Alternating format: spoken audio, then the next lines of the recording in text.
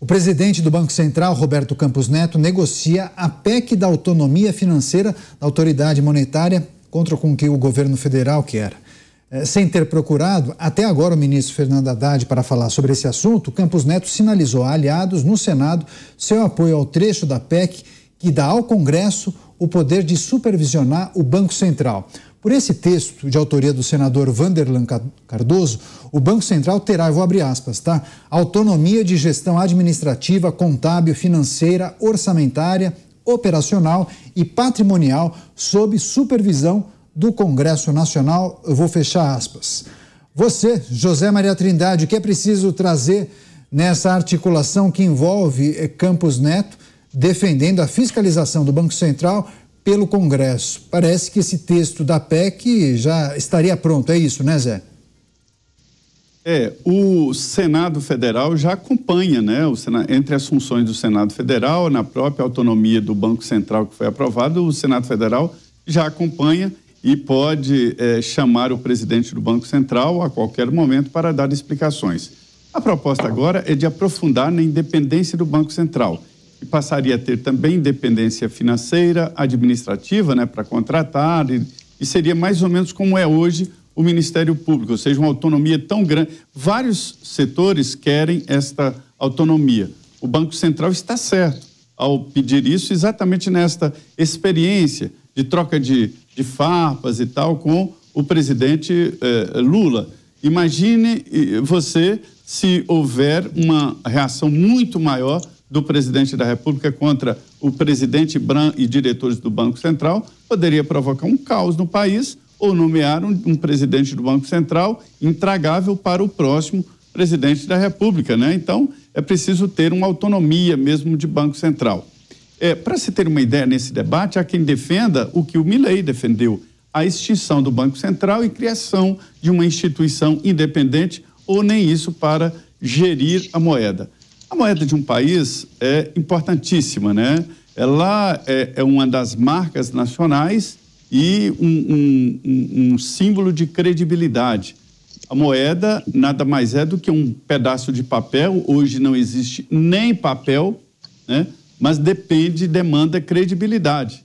E não pode estar atrelada diretamente a um governo político, porque ele tem e perde a credibilidade. A moeda não pode ficar nesta oscilação. Então, a proposta é de uma experiência nova de Banco Central. Não é um Banco Central independente que nós temos aqui, né? Mas a ideia é criar um Banco Central independente. É uma ideia boa e Daniel, eu tenho como costume acreditar e apostar no debate e no diálogo. Um assunto assim no Congresso Nacional, no mínimo, vai fazer todos conhecer as dificuldades, as potencialidades e as realidades do nosso Banco Central brasileiro, que é um monstro, é muito grande. O Banco Central é muito grande e tem muitas atividades aqui no Brasil. É muito controle de consórcios, de bancos, de moeda, juros, política cambial, é muito importante. Então, qualquer mudança nesse setor tem que ser com muito cuidado mesmo. PEC da autonomia financeira da autoridade monetária. Você, Roberto Mota, passar o poder de fiscalização ao Congresso Nacional, de certa maneira você acaba dividindo, pulverizando o poder, né? E o que mais tem nesse país é fiscal, né? Fiscal, auditor, controlador. Eu tenho estudado bastante sobre dinheiro e inflação. Li vários livros, inclusive o livro do Milei, O Fim da Inflação, muito bom. E eu confesso que eu estou convencido de que a teoria do Milei é correta. Não deveriam existir bancos centrais, porque a moeda não deveria ser monopólio do Estado. A moeda é uma criação do mercado, da sociedade. E quando o Estado pegou o monopólio da moeda, é isso que o Zé falou com muita propriedade, né? O que a gente tem é um pedaço de papel, aquilo ali não tem valor intrínseco nenhum. O governo amanhã pode mandar imprimir mais 20 milhões de pedaços de papel à vontade. Isso dá ao governo, a qualquer governo, o poder de criar inflação. E aí as pessoas se perguntam, mas como é que seria uma moeda que não é do governo? Já existe, você já pode comprar, chama Bitcoin. Esse é um exemplo de uma moeda que não é controlada por governo nenhum. Isso assusta muito os políticos, porque retira deles esse poder maléfico de criar inflação. Agora, eu reconheço que a realidade é dura.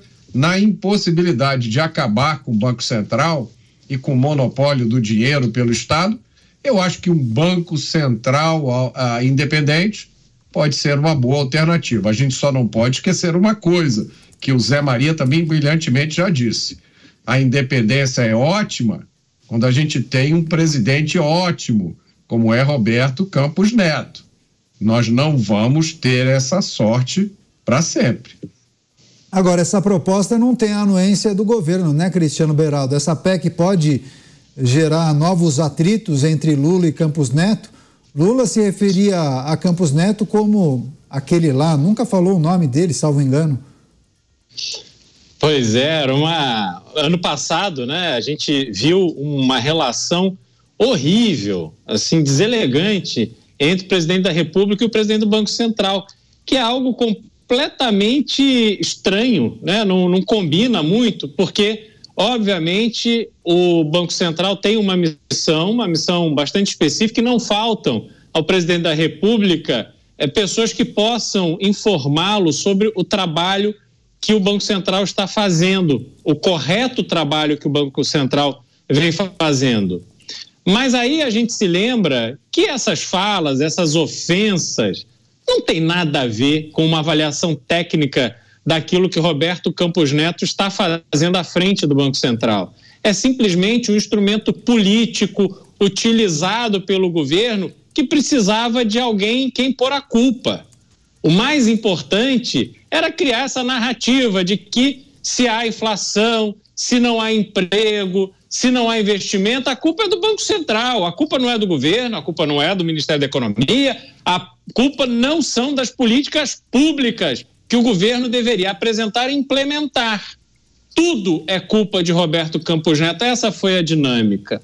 E aí, quando se procura uma estrutura melhor que torne o Banco Central mais independente, mais eficiente, transferindo a sua fiscalização para o Congresso, você está supondo que trata-se de um colegiado, você tem a Câmara, você tem o Senado, você tem perfis diferentes, tem as comissões, você tem uma possibilidade de ter ali um acompanhamento mais técnico, mais objetivo da atuação do Banco Central.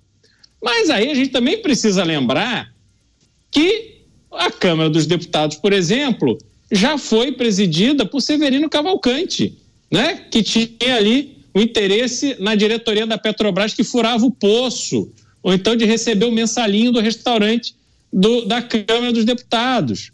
Então, tudo que você depende do ambiente político é desafiador.